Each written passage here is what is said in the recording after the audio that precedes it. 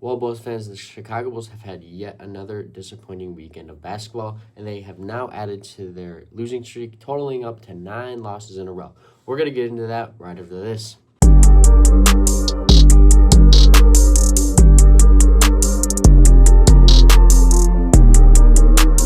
So, on Thursday, the Chicago Bulls played the Toronto Raptors, and it was a very disappointing game. They started off pretty strong, they played very well in the first half, and then, the second half rolls around. They only got outscored 2 points in the first quarter, 25-23. They got outscored 6 points in the second quarter to be down by 8 at the half, which isn't a terrible deficit. It was a very good game. It was honestly a good game through the whole game. I really enjoyed watching this game, and I thought the Bulls should have won, but unfortunately, there were some Bulls players that did not have good games. Looking at the stats, Modest had 4 points on 2 of 10 shooting, 0 for 7 from 3, 6 rebounds, 1 assist, 4 turnovers. Josh Giddey, 5 points on 1 of 7 shooting, 4 rebounds, 5 assists, 4 turnovers to add on to that as well, and 2 steals and 1 block. You have Jalen Smith, 9 points, 2 of 6 shooting. We don't expect anything too crazy from Jalen Smith, but that wasn't a very good game from him as well. Then you have Patrick Williams, obviously 6 points, 3 for 8 from the field. Nick Richards, 6 points, 2 for 2 from the field. You don't expect really crazy numbers from Nick Richards, but he didn't play too bad.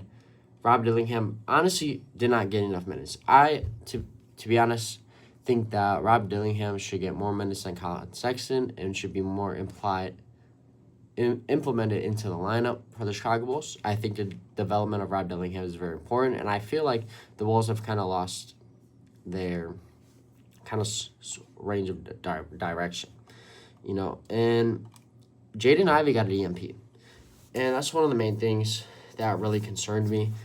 Obviously, he wasn't injured, but now they just put him on the 2-week injury list for his injury, and a DNP for Jaden Ivey is honestly not okay. The development of Jaden Ivey and trying to get his confidence back, it should be a key factor in this game, or just in total of having him on the roster. We have a lot of expiring contracts, and we kind of need to see who we need to keep and who we're going to have to let go. And Jaden Ivey is one of those guys that I really want the Chicago Bulls to keep. But looking at the other end, Brandon Ingram played 36 minutes, had 31 points. R.J. Barrett, 13 points. Scotty Barnes, 14. Colin Murray-Boyle, 11. Manuel Quickley, 14. Jacoby Walter, 14 points. So the Raptors had a really good all-around game, and they played very well. Obviously, they're a really good team this year. They're 33-23 on the year as of today. And honestly, it's a tough loss. The Bulls should not be losing games like this. But obviously, if you look at the Bulls' condition and the position that they are in right now, it's definitely expected. A 9-game losing streak for the Chicago Bulls. It is definitely a hard watch when you're watching these games. Next game is against the Pistons. That game was a blowout. We lost 126-110. We outscored the Pistons in the first quarter, 30-28. It was looking like a very good game. Strong start for the Chicago Bulls. Come out in the second quarter, and we lose the second quarter by 5 points. So we're down 3 at half. That's not bad at all. Then the Pistons come out and score 44 in the third quarter, and the Chicago Bulls scored 26. It's always the second half that the Bulls really struggle with. And in the fourth quarter, the Bulls scored 34, and Detroit scored 29. Ultimately, the Chicago Bulls ended up losing, as you can tell.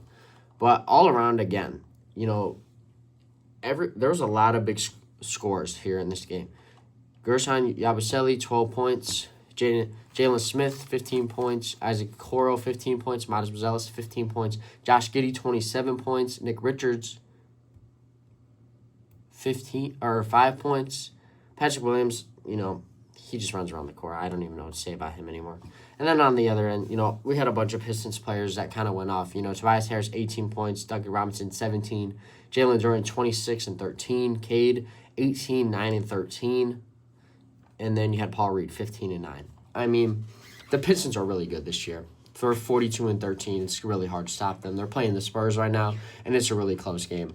So, looking at this game, I mean, it's really hard to really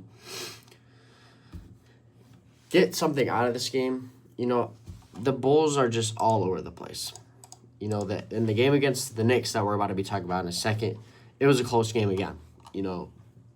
And we just aren't a team that can finish in the clutch and down the stretch. So looking at the Knicks game, they lost 105-99. Come out, outscore the Knicks in the first quarter. Come out, only lose the second quarter by 1 point. So we're up 1.5. And then the Knicks come out, score 31 in the third. We score 25. Then in the fourth, Knicks score 22. We score 21. We lose 105-99. Looking at a little at the stats, Gershon Yabusele, 11 points. Jalen Smith, 12 points. Isaac Okoro, 12 points. Miles Bridges, 15. Josh Giddey, a stinker game. 6 points, 2 rebounds, 6 assists, 2 turnovers, and 2 steals. He had a great defensive game with the 2 steals. But looking at everything else, he struggled a lot.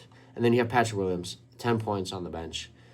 And you know what I really thought was crazy about this game was that Patrick Williams played more minutes than Modest Buzelis. I know that Modest gets in foul trouble sometimes. He had 3 personal fouls this game.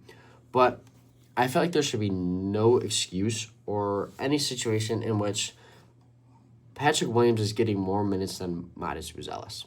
I just don't think that should be a thing. And when you look at the Knicks, you know, Karl-Anthony Towns, 28 points, 11 rebounds. Jalen Brunson, 19, 5, and 9. You know, there wasn't really any big games. Obviously, a guy that stood out in the box scores, Landry Shamet, 16 points, 2 rebounds. You don't really see that out of Landry too much.